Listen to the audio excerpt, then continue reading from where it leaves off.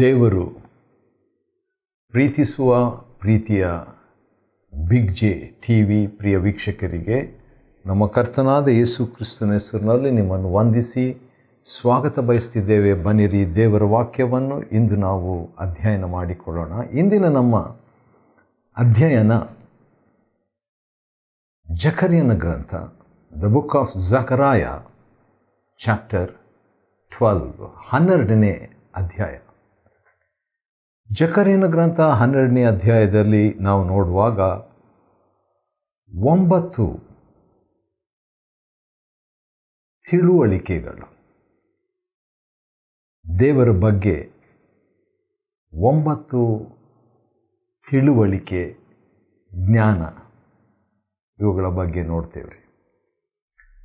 9 knowledge about god, ದೇವರ ಬಗ್ಗೆ ತಿಳಿಯತಕ್ಕಂಥ 9 ಸಂಗತಿಗಳು. ದೇವರ ಬಗ್ಗೆ ತಿಳಿಯೋದು ಅಂತ ಹೇಳಿದಾಗ ನನಗೆ ಒಂದು ವಾಕ್ಯ ದಾನಿಯೇಲ್ ಗ್ರಂಥದಿಂದ ನೆನಪಿಗೆ ಬರ್ತಿದೆ. ನೋಡೋಣ ಬನ್ರಿ. 11ನೇ ಅಧ್ಯಾಯ ದಾನಿಯೇಲ್ ಗ್ರಂಥ ಮತ್ತು 32ನೇ ವಚನದಲ್ಲಿ ಈ ರೀತಿಯಾಗಿದೆ: ತಮ್ಮ ದೇವರನ್ನು ಅರಿತವರೋ, ಅಂದರೆ ದೇವರ ತಿಳುವಳಿಕೆ ಹೊಂದಿದವರು, ದೇವರ ಜ್ಞಾನ ಹೊಂದಿದವರು, ತಮ್ಮ ದೇವರನ್ನು ಅರಿತವರು ದೃಢಚಿತ್ತರಾಗಿ ಕೃತಾರ್ಥರಾಗುವರು. ವಾವ್, ಇಷ್ಟು ಶಕ್ತಿನ ದೇವರನ್ನು ತಿಳ್ಕೊಳ್ಳೋದು? ಹೌದು ಹೌದು. ದೇವರನ್ನು ಬುದ್ಧಿಯಿಂದ ತಿಳ್ಕೊಳ್ಳೋದಲ್ಲ, ದೇವರನ್ನು ಆತ್ಮದಿಂದ ತಿಳ್ಕೊಳ್ಳುವುದು, ದೇವರನ್ನು ಪ್ರಕಟಣೆಯಿಂದ ತಿಳ್ಕೊಳ್ಳುವುದು, ದೇವರನ್ನು ಕೀರ್ತನೆ 34ನೇ ಪ್ರಕಾರ ಅನುಭವದಿಂದ ತಿಳ್ಕೊಳ್ಳುವುದು. ಹೌದು, ಆ ರೀತಿಯಾಗಿ ದೇವರನ್ನು ಅರಿತವರು ಸ್ಟ್ರಾಂಗ್ ಆಗಿರ್ತಾರೆ, ಕೃತಾರ್ಥರಾಗಿರ್ತಾರೆ. ಅವರು ದೇವರಿಗಾಗಿ ಸಾಧನೆಗಳನ್ನು ಭೂಮಿಯಲ್ಲಿ ಮಾಡುವವರಾಗಿರ್ತಾರೆ. ಆದ ಕಾರಣ ದೇವರನ್ನು ನಾವು ತಿಳ್ಕೊಳ್ಬೇಕು, ದೇವರನ್ನು ಅರಿತುಕೋಬೇಕು. ದೇವರ ಬಗ್ಗೆ ಅರಿತುಕೊಳ್ಳುವಂಥ 9 ಸಂಗತಿಗಳನ್ನು 12ನೇ ಅಧ್ಯಾಯದಲ್ಲಿ ನಾವು ನೋಡ್ಕೊಳ್ತೇವೆ. ಅದು 10ನೇ ಒಂದು ಅನುಭವಕ್ಕೆ ನಡೆಸ್ತದೆ. ಅದೇನೆಂದರೆ ಮಾನಸಾಂತರ. 9 knowledge about god that leads to repentance. ಈ 9 ಒಂದೊಂದಾಗಿ ನಾವು ನೋಡಿಕೊಳ್ಳೋಣ. ಜಕರ್ಯನ ಗ್ರಂಥ, ಜಕರ್ಯ 12ನೇ ಅಧ್ಯಾಯ. ಮೊದಲನೇದಾಗಿ, ನೋ ಯುವರ್ ಕ್ರಿಯೇಟರ್, ನಿಮ್ಮ ಸೃಷ್ಟಿಕರ್ತನಾಗಿ ದೇವರನ್ನು ತಿಳಿಯೋದು. ಸೃಷ್ಟಿಕರ್ತನಾಗಿ ದೇವರನ್ನು ತಿಳಿಯೋದು. No your creator. ಮೊದಲನೇ ವಚನದಲ್ಲಿ ದೇವರು ಈ ರೀತಿಯಾಗಿ ಹೇಳ್ತಿದ್ದಾರೆ. 12:1, ಆಕಾಶಮಂಡಲವನ್ನು ಹರಿವಿ, ಭೂಲೋಕಕ್ಕೆ ಅಸ್ತಿವಾರವನ್ನು ಹಾಕಿ, ಮನುಷ್ಯನೊಳಗೆ ಜೀವಾತ್ಮವನ್ನು ಸೃಷ್ಟಿಸುವ ಯೆಹೋವನು ಇಂತೆನ್ನುತ್ತಾನೆ. ಯೆಹೋವನಿಂತೆನ್ನುತ್ತಾನೆ ಅಂತ ಹೇಳ್ಬೋದಾದರೂ ಕೂಡ ದೇವರು ಭೂಲೋಕಕ್ಕೆ ಅಸ್ತಿವಾರವನ್ನು ಹಾಕಿ, ಆಕಾಶಮಂಡಲವನ್ನು ಹರವಿ, ಅನಂತರ ಮನುಷ್ಯನೊಳಗೆ ಜೀವಾತ್ಮವನ್ನು ಸೃಷ್ಟಿಸುವ ಯೆಹೋವನು. ಹಾಗಾದರೆ ಆತನನ್ನು ಸೃಷ್ಟಿಕರ್ತನಾಗಿ ತಿಳ್ಕೊಳ್ಬೇಕು, ಸೃಷ್ಟಿಕರ್ತನಾಗಿ ಅರಿತುಕೊಳ್ಬೇಕು. Know him as your creator. ಈ ಬಗ್ಗೆ ಕೂಡ ಪ್ರಸಂಗಿಯ ಗ್ರಂಥದಲ್ಲಿ ಒಂದು ಮಾತು ಹೀಗಿದೆ. ಹೌದು, ಭೂಲೋಕದಲ್ಲಿ ಅತ್ಯಂತ ಮಹಾಜ್ಞಾನಿಯಾದಂಥ ಅರಸನಾದ ಸೊಲೊಮೋನನು ಹೇಳ್ತಿದ್ದಾನೆ. 12:1,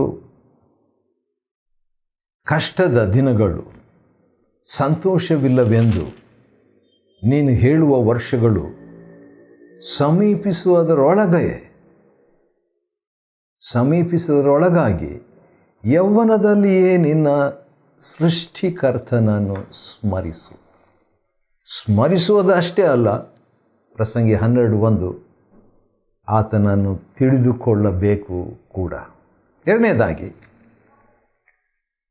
ದೇವರ ಬಗ್ಗೆ 9 ಅರಿವು, ಅದನ್ನು ನಾವು ಅಧ್ಯಯನ ಮಾಡಿಕೊಳ್ತಿದ್ದೇವೆ.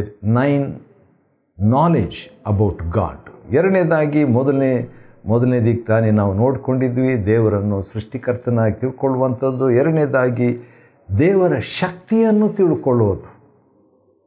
No your creator, know his power. ದೇವರು ಈ ರೀತಿಯಾಗಿ ಹೇಳ್ತಾರೆ. ಅದೇನೆಂದರೆ, ಕೆಲವು ಮಾತುಗಳನ್ನು ಹೇಳಿ ಯೆರೂಸಲೇಮಿಗೆ 2ನೇ ವಚನ, ಮುತ್ತಿಗೆ ಹಾಕುವಾಗ ಯೆಹೂದ್ಯಕ್ಕೂ ಇಕ್ಕಟ್ಟಾಗುವುದು ಆ ದಿನದಲ್ಲಿ ನಾನು ಯೆರೂಸಲೇಮನ್ನು ಸಮಸ್ತ ಜನರಿಗೂ ಭಾರೀ ಬಂಡೆಯನ್ನಾಗಿ ಮಾಡುವೆನು. ಇದೇನು ತೋರಿಸ್ತದೆ? ಅಷ್ಟು ಶಕ್ತಿ ಇದೆ. ಯಾರಿಗೆ ತೋರಿಸ್ತಾರಂತೆ? ದೇವರು ಹೇಳ್ತಾರೆ, ಸಮಸ್ತ ಜನಗಳಿಗೆ ತೋರಿಸ್ತಾರಂತೆ ತನ್ನ ಶಕ್ತಿಯನ್ನು. Know his power. ಆತನ ಶಕ್ತಿ ತಿಳ್ಕೊಳ್ರಿ, ಶಕ್ತಿಯನ್ನು ಅರಿತುಕೊಳ್ರಿ. ಈ ಬಗ್ಗೆ ಒಂದು ವಾಕ್ಯ ನನಗೆ ನೆನಪಿಗೆ ಬರುತ್ತಿದೆ. ಮಾರ್ಕನ ಬರೆದ ಸುವಾರ್ತೆ ಅಂತ ಕಾಣ್ತದೆ. ಭೂಲೋಕದಲ್ಲಿ ಜನರು ಯಾಕೆ ತಪ್ಪು ಮಾಡ್ತಾರೆ ಅಂತ ಹೇಳಿಬಿಟ್ಟು ನಮ್ಮ ಕರ್ತನಾದ ಯೇಸು ಕ್ರಿಸ್ತನು 2 ಕಾರಣಗಳನ್ನು ಕೊಟ್ಟದ್ರ ಬಗ್ಗೆ ಇರುವಂಥ ಒಂದು ವಾಕ್ಯ.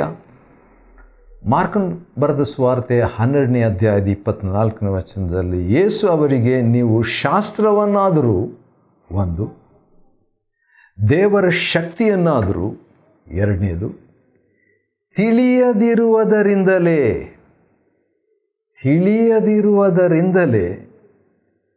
ತಪ್ಪುವವರಾಗಿದ್ದೀರಲ್ಲವೇ.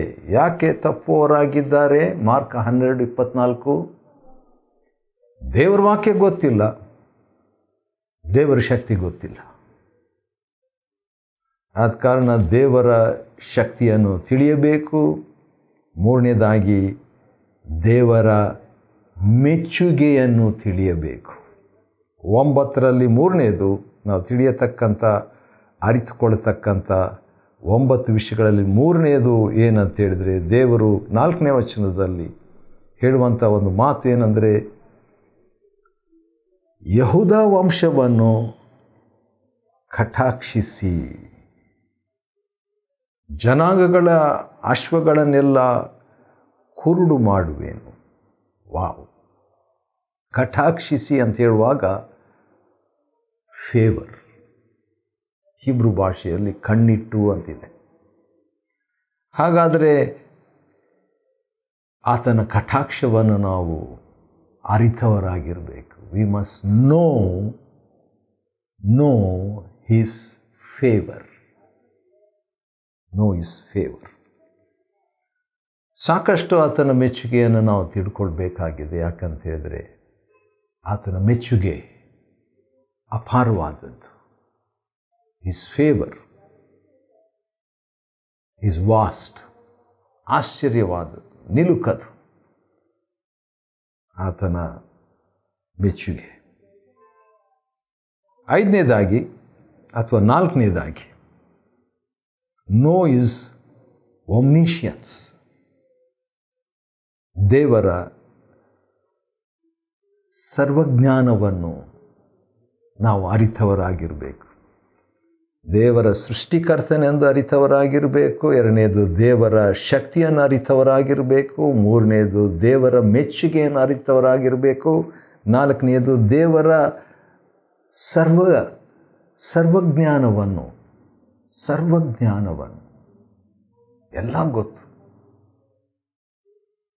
ಅದನ್ನು ತಿಳ್ಕೊಳ್ಬೇಕು. ಯಾಕಂದರೆ 5ನೇ ವಚನದಲ್ಲಿ ಈ ರೀತಿಯಾಗಿದೆ. ಜಕರಿಯ 12:5 ದೇವರು ಹೇಳುವಂಥ ಒಂದು ಮಾತು ಏನಂತ ಹೇಳಿದರೆ, ಯೆರೂಸಲೇಮಿನವರು ತಮ್ಮ ದೇವರು ಸೇನಾಧೀಶ್ವರನೂ ಆದ ಯೆಹೋವನಲ್ಲಿ ಬಲಗೊಂಡು ನಮಗೆ ತ್ರಾಣವಾಗಿದ್ದಾರೆ ಅಂದುಕೊಳ್ಳುವರು. ಯಾರಾದರೂ ಅಂದುಕೊಳ್ಳೋದು ಕೂಡ ದೇವರಿಗೆ ಗೊತ್ತಾಗ್ಬಿಡ್ತದೆ ಅಂತ. ಯಾಕೆ?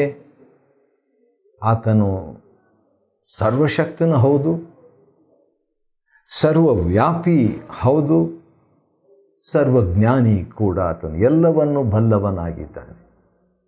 He knows all things. ಆದ ಕಾರಣ ಆತನ ಸರ್ವ ಜ್ಞಾನವನ್ನು ಅರಿತವರಾಗಿರಬೇಕು. 5ನೇದಾಗಿ ಆತನ ಜಯವನ್ನು ಅರಿತವರಾಗಿರೋಣ. ದೇವರ ಬಗ್ಗೆ 9 ಸಂಗತಿಗಳನ್ನು ಅರಿತವರಾಗಿರಬೇಕು. ಅದರಲ್ಲಿ 5ನೇದು ಏನಂತ ಹೇಳಿದರೆ 7ನೇ ವಚನದಲ್ಲಿ ಈ ರೀತಿಯಾಗಿದೆ, ಯೆಹೋವನು 2ನೇ ಭಾಗ, ಯೆಹೂದದ ಪಾಳೆಯಗಳಿಗೆ ಮೊದಲು ಜಯವನ್ನುಂಟು ಮಾಡುವನು. ವಾವ್! ಯೆಹೋವನು ಎಂಥವನಾಗಿರುವನು ಅಂಥವನಾಗಿರುವಾತನು. ಎಂಥವನಾಗಿರುವೆನೋ ಅಂಥವನಾಗಿರುವೆನು ಎಂದು ಹೇಳಿದಾತನು. ಇರುವಾತನೇ ಆಗಿರುವಾತನು. ಆತನು ಮೊದಲು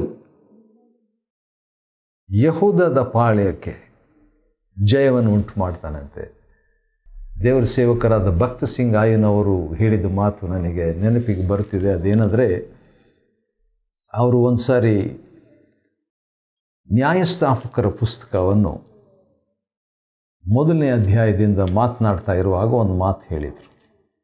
ಅದು ಇನ್ನೂ ಸುಮಾರು 40 ವರ್ಷಗಳಾದ ಮೇಲೆ ಕೂಡ ನೆನಪಿದೆ ನೋಡ್ರಿ. ಅದೇನಂತ ಹೇಳಿದರೆ, ನ್ಯಾಯಸ್ಥಾಪಕರು 1ನೇ ಅಧ್ಯಾಯದ 1ನೇ ವಚನದಲ್ಲಿ,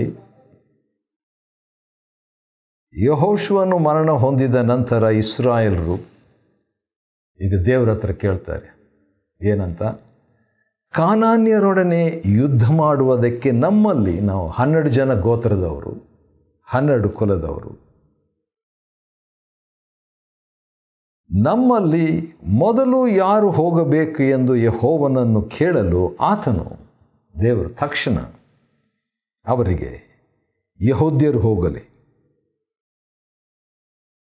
12 ಗೋತ್ರದವರಲ್ಲಿ ಮೊದಲು ಯಾರು ಹೋಗಬೇಕಂತ ಹೇಳಿದಾಗ ದೇವರು ಹೇಳಿದ್ದು ಮೊದಲು ಯೆಹೂದ್ಯರು ಹೋಗಲಿ. ಈ ಬಗ್ಗೆ ಭಕ್ತ ಸಿಂಗ್ ದೇವ್ರ ಸೇವಕರು ಹೇಳಿದ ಮಾತು ಏನಂತ ಹೇಳಿದರೆ, ಯುದ್ಧ ಅನ್ನುವಂಥದ್ದು ಆತ್ಮಿಕ ಯುದ್ಧದಲ್ಲಿ ನಾವು ಇದ್ದೇವೆ. ಎಫೆಸ 6 ಪ್ರಕಾರ ಸೈತಾನ್ ಹತ್ರ ಮೊದಲು ಹೋಗತಕ್ಕಂಥದ್ದು ಯಾವುದಂದರೆ, ಯೆಹೂದ ಅಂದರೆ ಸ್ತೋತ್ರ. ಮೊದಲು ಸ್ತೋತ್ರ ಹೋಗಬೇಕು. ಫಿಲಿಪ್ಪಿ 4:6 ಪ್ರಕಾರವಾಗಿ ಕೃತಜ್ಞತಾ ಸ್ತುತಿಯೊಡನೆ ನಾವು ಪ್ರಾರ್ಥನೆ ವಿಜ್ಞಾಪನೆಗಳನ್ನು ದೇವರ ಮುಂದೆ ಇಡಬೇಕಂತ. ನಾನು ಕೂಡ ಆ ರೀತಿಯಾಗಿ ನನ್ನ ಪರವಾಗಿ, ನನ್ನ ಕುಟುಂಬದ ಪರವಾಗಿ ಮತ್ತು ದೇವಜನರ ಯಾರ್ಯಾರು ನನಗೆ ಪ್ರಾರ್ಥನೆ ಮಾಡಿ ಅಂತ ಹೇಳ್ತಾರೆ ಅಂಥವರ ಪರವಾಗಿ ನಾನು ಕೃತಜ್ಞತೆಯೊಡನೆ ಆ ವಿಜ್ಞಾಪನೆಯನ್ನು ಇಡಬೇಕು. ಆವಾಗ ಜಯ ಸಿಗ್ತದೆ. ಅದೇ ರೀತಿಯಾಗಿ ಇಲ್ಲಿ ಅಂಥ ಒಂದು ಒಳ್ಳೆಯ ಮಾತು 12ನೇ ಅಧ್ಯಾಯ 7ನೇ ವಚನದಲ್ಲಿ, ಮೊದಲು ಯೆಹೂದಕ್ಕೆ ಜಯ, ಸ್ತೋತ್ರಕ್ಕೆ. 6ನೇದಾಗಿ ಆತನ ಸಂರಕ್ಷಣೆಯನ್ನು ತಿಳಿಯುವುದು. 8ನೇ ವಚನದಲ್ಲಿ ದೇವರು ಹೇಳುವಂಥ ಮಾತು, ಆ ದಿನದಲ್ಲಿ ಯೆಹೋವನು ಯೆರೂಸಲೇಮಿನವರನ್ನು ಸುತ್ತಲೂ ಕಾಪಾಡುವನು. ವಾವ್! Know his protection. ಆತನ ಸೃಷ್ಟಿಕರ್ತನಾಗಿ ಆತನ ಶಕ್ತಿಯನ್ನು, ಆತನ ಮೆಚ್ಚುಗೆಯನ್ನು, ಆತನ ಸರ್ವಜ್ಞಾನವನ್ನು, ಆತನ ಜಯವನ್ನು, ಆತನ ಭದ್ರತೆಯನ್ನು ಅಥವಾ ಕಾಪಾಡುವಿಕೆಯನ್ನು ಬಲ್ಲವರಾಗಿರಬೇಕು. ಇನ್ನೊಂದು ವಿಷಯ ಕೂಡ ಇದೆ, ಅದು ಸ್ವಲ್ಪ ಅರ್ಥ ಮಾಡಿಕೊಳ್ಳಿ ಕಷ್ಟಕರವಾದದ್ದು, ಆದರೂ ಕೂಡ ವಿವರಿಸಲಿಕ್ಕೆ ಯತ್ನಿಸ್ತೇನೆ. ಅದೇನೆಂದರೆ, ನೋ ಹಿಸ್ ಸಫಿಷಿಯನ್ಸಿ. ಅಂದರೆ ದೇವರು ಇಲ್ಲಿ 8ನೇ ವಚನದಲ್ಲಿ 2ನೇ ಭಾಗ, ಅವರೊಳಗೆ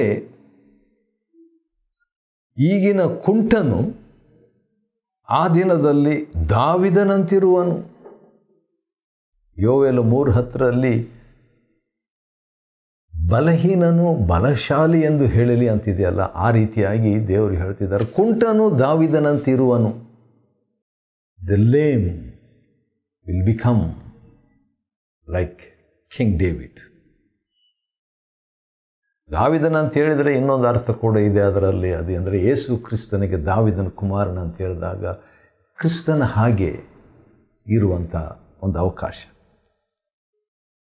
ದಾವೀದ ವಂಶವು ದೇವರಂತೆ, ಯೆಹೋವನ ದೂತನ ಹಾಗೆ ಅವರಿಗೆ ಮುಂದಾಳಾಗುವುದು. ವಾವ್, ಬಹಳ ದೊಡ್ಡ ಮಾತಿದೆ ಇಲ್ಲಿ, ಶಕ್ತಿಯುತವಾದಂಥ ಮಾತಿಲ್ಲಿ. ದಾವೀದ ವಂಶ ದೇವರಂತೆ, ದಾವೀದನ ಕುಮಾರನಂತೆ, ಯೆಹೋವನ ದೂತನ ಹಾಗೆ ಅವರಿಗೆ ಮುಂದಾಳಾಗುವುದು ಎಂಬ ಮಾತು ಇದೆ. ಇದು ಯಾವುದನ್ನು ಸೂಚಿಸ್ತದೆ ಅಂದರೆ, ದೇವರ ಸಾಕಾಗಿರುವ, ದೇವರು ಸಾಕು ಎಂಬ ತಿಳುವಳಿಕೆಯನ್ನು ಹೊಂದಿದವರಾಗಿರಬೇಕು. Know his sufficiency. 8ನೇದಾಗಿ, ನೋ ಹಿಸ್ ಸ್ಪಿರಿಟ್. ಆತನ ಆತ್ಮವನ್ನು ಅರಿತವರಾಗಿರಬೇಕು. 10ನೇ ವಚನದಲ್ಲಿ ದೇವರ ದಯೆಯನ್ನು ಹಂಬಲಿಸಿ ಬೇಡುವ ಭಾವವನ್ನು ಸುರಿಸುವೆನು. ಭಾವವನ್ನು ಅಂತಿದೆಯಲ್ಲ, ಮೂಲ ಭಾಷೆಯಲ್ಲಿ ಏನಂತಿದ್ರೆ ರುವಾಕ್, ಅಂದರೆ ದೇವರ ಆತ್ಮನನ್ನು, ನನ್ನ ಆತ್ಮವನ್ನು, ಬೇಡುವ ಆತ್ಮವನ್ನು ಸುರಿಸುವೆನು ಎಂಬುದಾಗಿ. ಹಾಗಾದರೆ ಆತನನ್ನು ನಾವು ತಿಳಿದವರಾಗಿರಬೇಕು, ಆತನ ಆತ್ಮವನ್ನು ತಿಳಿದವರಾಗಿರಬೇಕು, ಆತ್ಮನನ್ನೇ ತಿಳಿದವರಾಗಿರಬೇಕು. ಕೊನೆಯದಾಗಿ, ಆತನ ಮೆಸಿಯನನ್ನೂ ತಿಳಿದವರಾಗಿರಬೇಕು. 12ನೇ ಅಧ್ಯಾಯ ಜಕರ್ಯ 10ನೇ ವಚನದ 2ನೇ ಭಾಗದಲ್ಲಿ, ತಾವು ಇರಿದವನನ್ನು ದಿಟ್ಟಿಸಿ ನೋಡುವರು. ತಾವು ಇರಿದವನನ್ನು ದಿಟ್ಟಿಸಿ ನೋಡುವರು. ಯಾರನ್ನು ಇರಿದರು, ಯಾರನ್ನು ತಿವಿದರು? ಇರಿದದು ಮೆಸಿಯನನ್ನು. ಆತನ ಬಗ್ಗೆ ನಾವು ತಿಳ್ಕೊಳ್ಬೇಕು. ಇದನ್ನೇ ಪೌಲನು 3ನೇ ಅಧ್ಯಾಯ 10ನೇ ವಚನ ಫಿಲಿಪಿ ಪತ್ರಿಕೆಯಲ್ಲಿ, ನಾನು ಆತನನ್ನು, ಆತನ ಬಾಧೆಯಲ್ಲಿ ಅನ್ಯೋನ್ಯತೆಯನ್ನು, ಆತನ ಪುನರುತ್ಥಾನ ಶಕ್ತಿಯನ್ನು ತಿಳಿಯಬೇಕು. ಐ ಮಸ್ಟ್ ನೋ ಹಿಮ್ ಎಂಬುದಾಗಿ ಹೇಳ್ತಾನೆ. ತಿಳ್ಕೊಂಡು ಇನ್ನೂ ತಿಳ್ಕೋಬೇಕಂತ. ಆದ ಕಾರಣ ಇಲ್ಲಿ ಕೂಡ ಮೆಸಿಯನನ್ನು ನಾವು ತಿಳ್ಕೊಳ್ಬೇಕು. ಸೃಷ್ಟಿಕರ್ತನನ್ನು ತಿಳ್ಕೊಂಡು ಆತನ ಶಕ್ತಿಯನ್ನು, ಆತನ ಮೆಚ್ಚುಗೆಯನ್ನು, ಆತನ ಸರ್ವಜ್ಞಾನವನ್ನು, ಆತನ ಜಯವನ್ನು, ಆತನ ಸಂರಕ್ಷಣೆಯನ್ನು, ಆತನ ಸಾಕು ಎಂಬುದನ್ನು, ಆತನ ಆತ್ಮವನ್ನು, ಆತನ ಮೆಸಿಯನನ್ನು ತಿಳ್ಕೊಂಡಾಗ ಏನಾಗ್ತದೆ? 12ನೇ ವಚನದಲ್ಲಿ, 13, 14ನೇ ವಚನದಲ್ಲಿ, ನೋ ಯುವರ್ ರಿಪೆಂಟೆನ್ಸ್, ನಿಮ್ಮ ಮಾನಸಾಂತರವನ್ನು ನೀವು ಅರಿತವರಾಗಿರಬೇಕು. ಮಾನಸಾಂತರಕ್ಕೆ ಇದು ನಡೆಸ್ತದೆ. ದೇವರೇ, ಇಷ್ಟು ದೊಡ್ಡ ಆತನಾಗಿದೆಯಲ್ಲ. ಏಷಾಯ 6ನೇ ಅಧ್ಯಾಯದಲ್ಲಿ ಏಷಾಯನು, ಅಯ್ಯೋ ನನಗೆ ಅಯ್ಯೋ ಅಯ್ಯೋ ಎಂಬುದಾಗಿ, ನನಗೆ ಅಯ್ಯೋ ಎಂಬುದಾಗಿ ಹೇಳ್ತಾನೆ. ಸತ್ತವನ ಹಾಗೆ ಬಿದ್ದೇನು ಅಂತ ಹೇಳ್ಬಿಟ್ಟು ಪ್ರಕಟಣೆ 1ರಲ್ಲಿ ಹೇಳ್ತಾನೆ. ಆದ ಕಾರಣ ಆ ದೇವರು ನಮಗೆ ಈ ಪ್ರಕಟಣೆಗಳನ್ನು, ಆತನ ಬಗ್ಗೆ ತಿಳ್ಕೊಂಡು, ಆತನಿಗಾಗಿ ಆತನ ಕಡೆಗೆ ತಿರುಗಿಕೊಂಡು ಪಶ್ಚಾತ್ತಾಪವನ್ನು ವ್ಯಕ್ತಪಡಿಸಿ ಆತನ ಹತ್ತಿರವಾಗಿರುವಂತೆ ದೇವರ ಆತ್ಮನು ನಮಗೆ ಸಹಾಯ ಮಾಡಲಿ. ಜಕರ್ಯನ ಗ್ರಂಥ 12ನೇ ಅಧ್ಯಾಯವನ್ನು ಅಧ್ಯಯನ ಮಾಡಿಕೊಳ್ಳುವಂತೆ ದೇವರು ಕೊಟ್ಟ ಕೃಪೆಗಾಗಿ ಆತನಿಗೆ ಸ್ತೋತ್ರವಾಗಲಿ. ದೇವರು ನಿಮ್ಮನ್ನು ಆಶೀರ್ವದಿಸಲಿ.